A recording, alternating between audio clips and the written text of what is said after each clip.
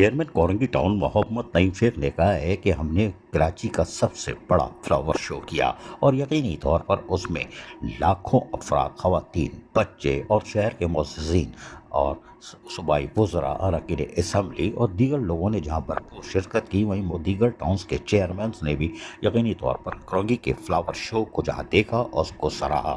ख़वातीन, बच्चों की लाखों की तादाद बता रही थी कि कोरंगी टाउन के फ्लावर शो को किस तरह पसीराई हासिल हुई।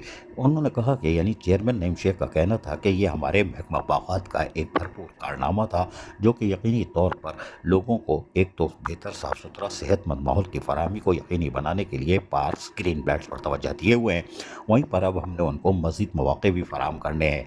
यही वजह है कि चेयरमैन कोरंगी टाउन नईम शेख ने अब महकमा बागात को गर्मियों के फूलों के बीज फराहम कर दिए हैं। जी हाँ, गर्मियों के फूलों के बीज फराहम कर दिए हैं और महकमा बागात के डायरेक्टर मोइनजत को अब एक और फ़राइज़ अंजाम देना है कि वो फौरी तौर पर इन बीजों को लगाए और फिर उसको मालियों के हमरा और ओवरसीयर्स के हमरा उस पर भरपूर तवज्जो दें, जिस तरह वो माजी में देते चले आ रहे हैं। और यकीनी तौर पर मोइनजत डायरेक्टर बागात का नाम कराची में लिया जाता है और यही वजह है कि वो अनथक मेहनत करते हैं और यही वजह है कि उनके माली खुसूसन उन हाथों से जिस तरह वो पौधों की तैयारी को यकीनी बनाते हैं, उसने कोरंगी टाउन को नुमाया रखा हुआ है।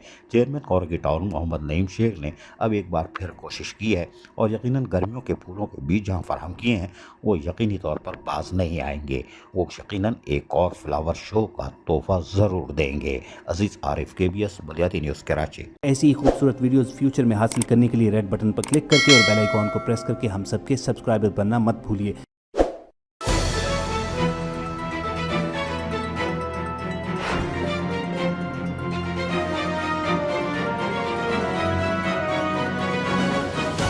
KBS बलियाती न्यूज़।